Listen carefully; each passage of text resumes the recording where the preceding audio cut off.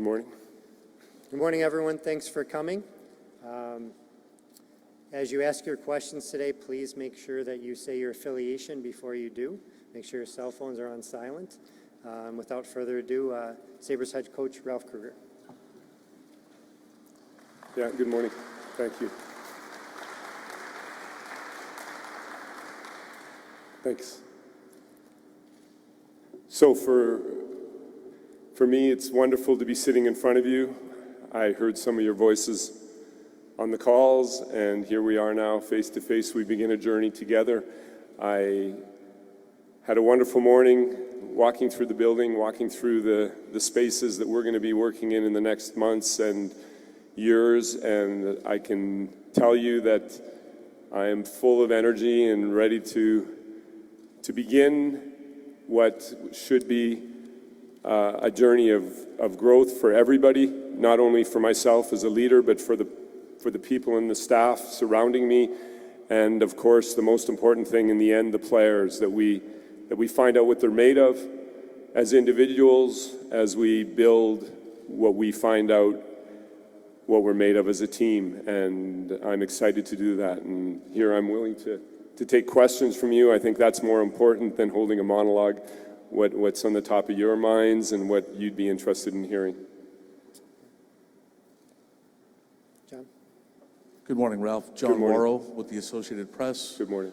When did you get into town, and as you were touring the building and seeing, you know, whether pictures of Gilbert Perreault or Dominic Hasek, or did you get a fuller, not to say that you didn't know what the background of the franchise is, but did you get a fuller appreciation of what the history of this franchise is?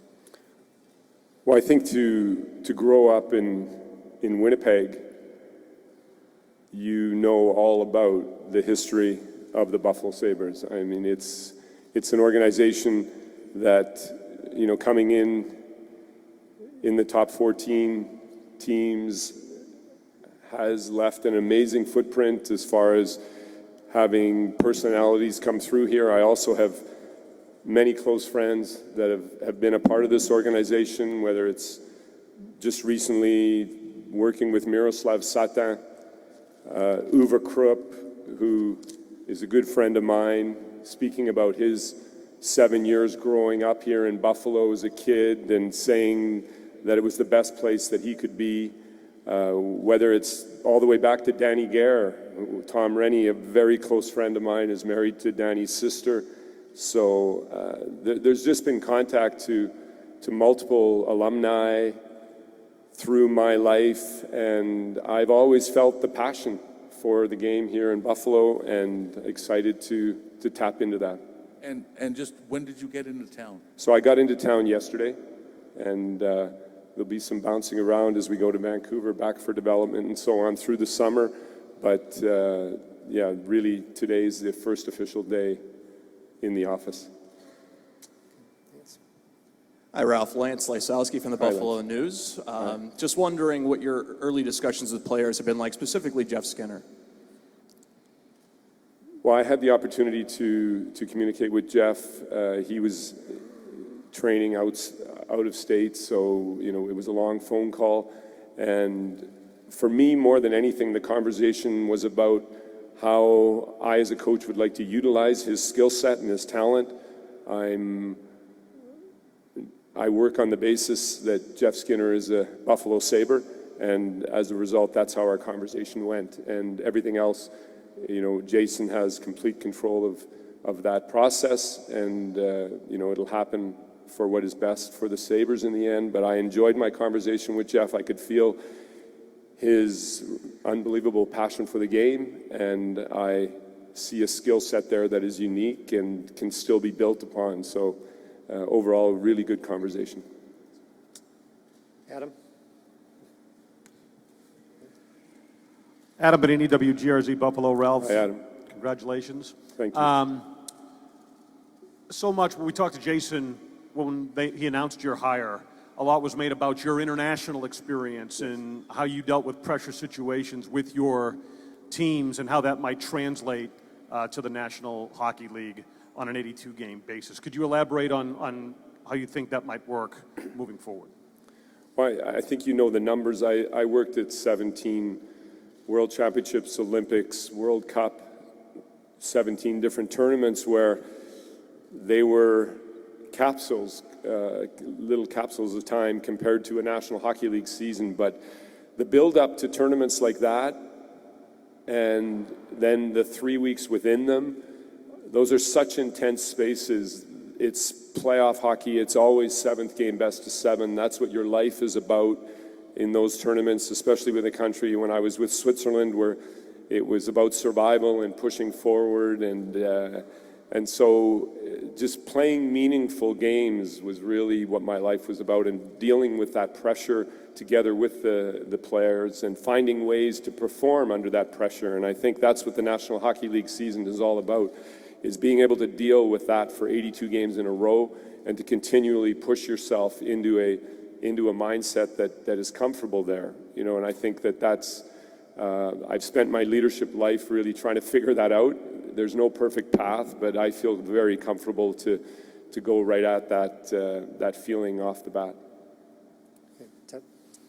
Hey, Ralph. Ted Goldberg from Hi, Spectrum Ted. News here in Buffalo. Hey. During the conference call, you said that you were going to speak with Jack Eichel and Sam over at Worlds. I Yes. guess since then, how did those discussions go, and what kind of stood out to you from talking to those guys, getting to know them? Yeah. Well, in a very modern way, it began with a whole string of text messages. So I think that was interesting how strong those conversations were before we actually met, and I could feel the passion within both of them. And then because they were on separate teams, I kept them apart and met with Jack one evening and Sam the other. And I have to say that both of the meetings ended up running much longer than expected. It was very natural. The conversations were strong. They have a very experienced mindset for their young age because of the years they now have under their belt. There was a clear understanding of what needs to be done here, I thought, in the conversations. We didn't just speak about the weather. We spent a lot of time speaking about what needs to happen off ice, on ice, and through, and many good things have been done here over the last few years. I really respect how hard everybody's been working at getting the players to where they are now, and I'm happy to be stepping into a team that has a foundation and has a basis that I can build on, and I could feel that in the conversation with both, and I really look forward to going to work. I think all of us came out of the conversations wanting to start playing tomorrow. Hey, Ralph. Matt Bove with WKBW. A little bit of a unique situation here as you're hired over in Europe, but from then until this morning, what has been your biggest priority as the new head coach of the Buffalo Sabres? Well, more than anything, it's conversations together with Jason to take our time to build the best possible supporting staff around me, to have a really strong team in place there. I'm all about quality and not quantity, so let's get it right and take our time doing it properly. Also, getting up to speed on the communication slowly with more and more players. I will go through the whole roster in the next few weeks. I'll probably have almost half of the players by the end of this week, and it's important that I, at the same time, parallel to that, I'm getting laptops loaded with NHL games to look a little bit deeper. I've been communicating with a lot of NHL coaches over these last 5 years. Although I haven't been a head coach myself, it's given me the opportunity to have a lot of conversations about processes that are going on, the speed of the National Hockey League, how it's increased, and the flow of the game, how it's opened up a lot more. And I think that's going to be important while we're building. I need to be clear on the way we want to approach the game and what's best for the final roster that we have, and how I can put those pieces into place. So multiple things going on. Of course, there's logistics of, I've been able to close off my past life, which needed to be done, of course, logically, and do it properly. And this from here on in today, I'm 100% Buffalo Sabres head coach, and I look forward to putting all the pieces together. Hi, Ralph. Joe Yerdon with The Athletic. Hi, Joe. We've had a lot of players that we've talked to that you coached in either with Team Europe or with the Edmonton Oilers say you're a different kind of coach. What do you think makes you a different kind of coach compared to what everybody else does when they coach? I think every coach, every leader on the planet is unique. And it's important to be authentic, to be yourself.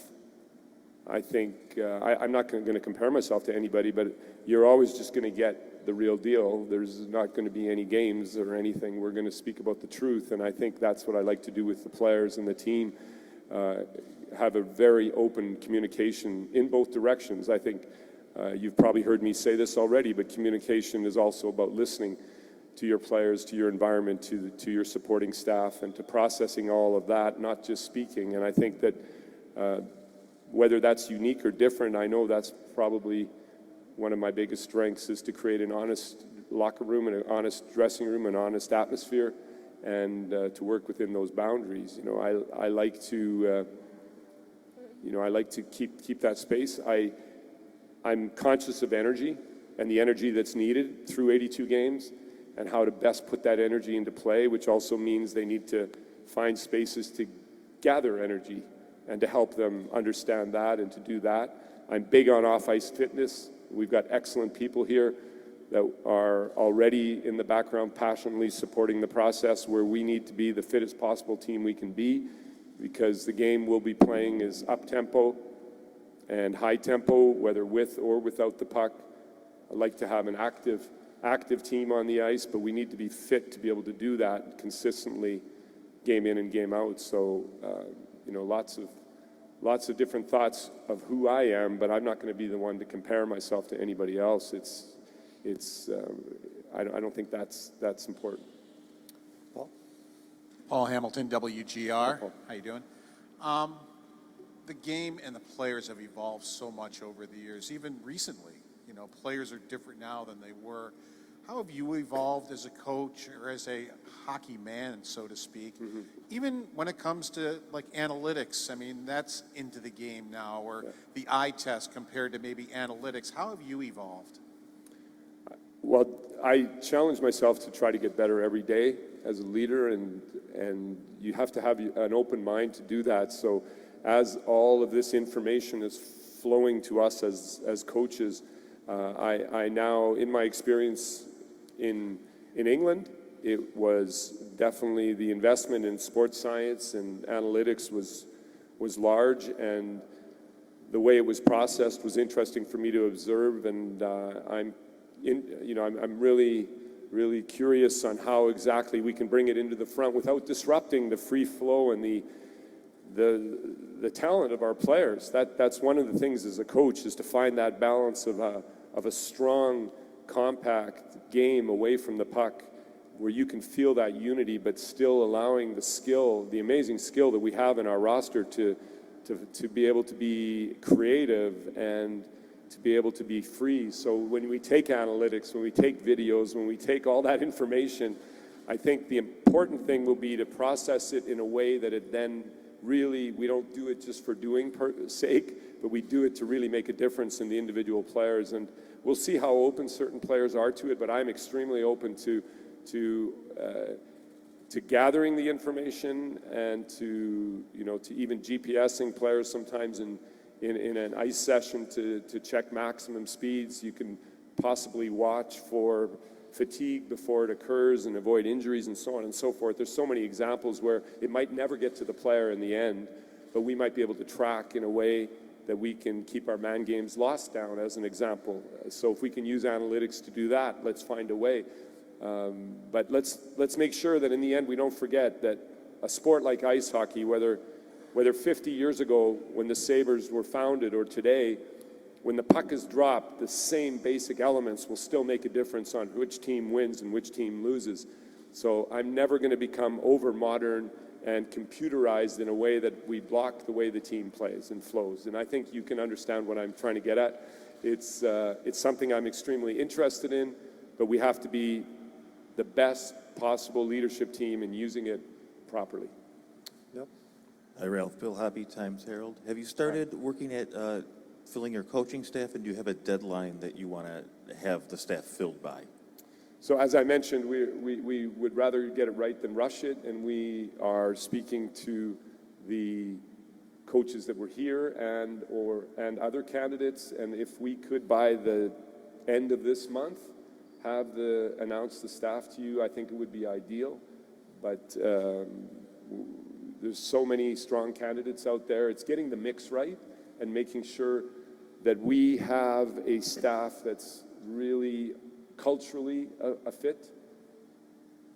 The players will feel that and will build and grow confidence off of that if our staff is extremely strong and our coaching staff is tight. And so that's really important. But at the same time, we need to have the skill sets on a different level to be able to help the players grow and develop because of our average age too. So, but I'd say the end of June. John Scott, Spectrum News, congratulations. You mentioned earlier you're operating as if Jeff Skinner will be a part of this team. What allows you to feel comfortable to operate that way? His tone and his voice when it came to the past and the future. So he was comfortable on that line. I initiated the call in that way, and it never went another direction. And Jeff had the opportunity to change direction if he wanted to. So it was really just the flow of the conversation that made me feel comfortable. I mean, I felt he really loved to be here, and that he was happy to be here. Ralph over here. And just to follow up, just so you said he never changed direction on that conversation. This is John Warrell with the AP again. Yeah, while acting on the belief that Jeff is going to be here beyond July 1st, how might you need to adapt if he's not, if that possibility isn't, and how might you have to fill, a big void that could be in the lineup? So I don't spend 1 minute on a player who's injured, for instance. So if a player is out of our lineup, we will move on with the same courage with the group we have, and we won't spend time there.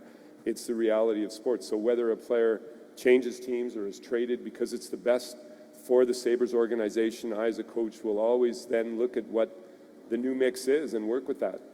So I'm not, this is all about us maximizing our potential within the framework that we have. And sometimes, the movement of players is necessary in different ways.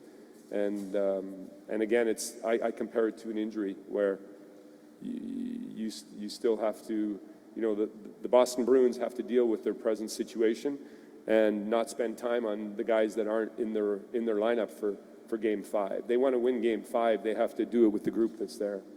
Okay, a few more. Adam? Ralph, Adam Benini, WGRZ. Once again, you talked about, you've looked at the franchise, that there's a foundation that's been built here. At the same time, since the conference call with you, you've had time to assess more in the entirety of what's transpired here. Where has this franchise, in your opinion, fallen short? What are your plans to correct that gap? And how quickly can you restore true competitiveness to the product on the ice? So I've mentioned that. I think I mentioned it on the conference call too. I'm not the kind of person that spends a lot of time on the opinions of the past. So whether it was spending my first meeting with Jack Eichel or looking at where the Sabres are today, it's much more important what is here today. And I need to find out that. And everything else is not the space I need to get into. I need to get into a space where I see what we have, what our potential is, what our present toolbox is filled with, and I need to put those pieces into play. So I think everybody here knows one thing, and that's that we have an extremely passionate environment. People are treated right in this organization. Don't take that for granted.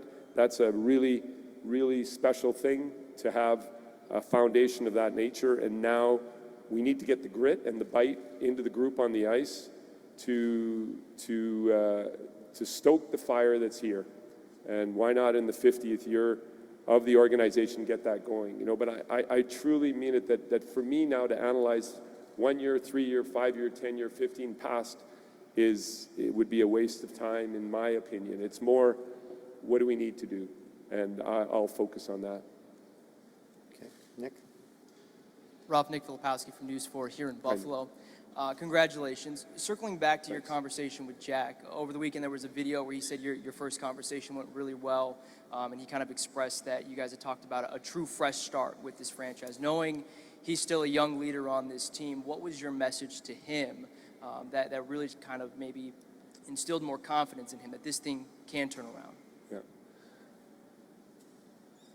Yeah. I think he was speaking to me more than I was speaking to him in that meeting.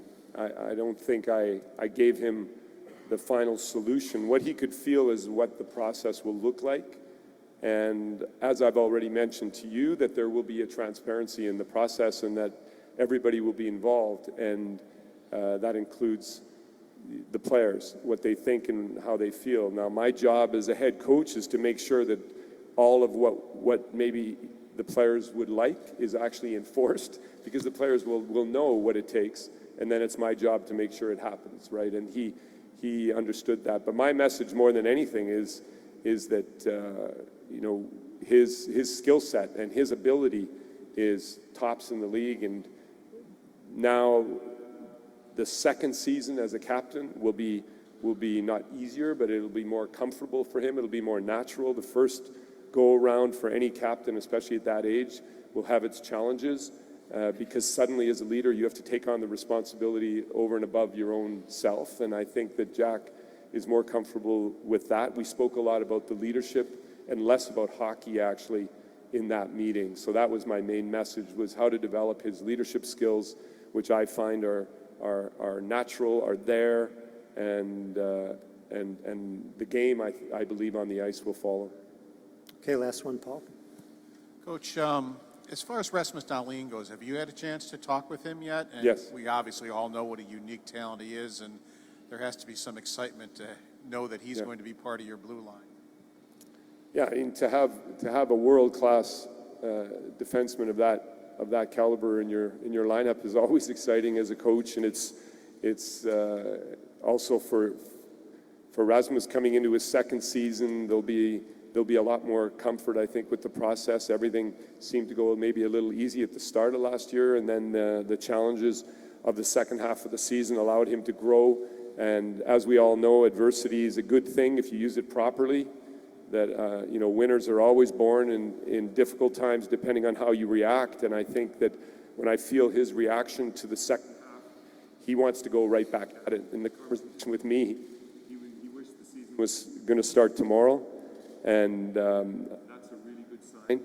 He loves being in Buffalo and believes in the future of the club. So I understand the Swedish players. I understand the European players very well, as well as North Americans. So I'll be tapping into that as best as I can. Okay, thanks everyone for coming. We'll do a quick picture up here. So I'd like to ask Thank you. Kim, Terry,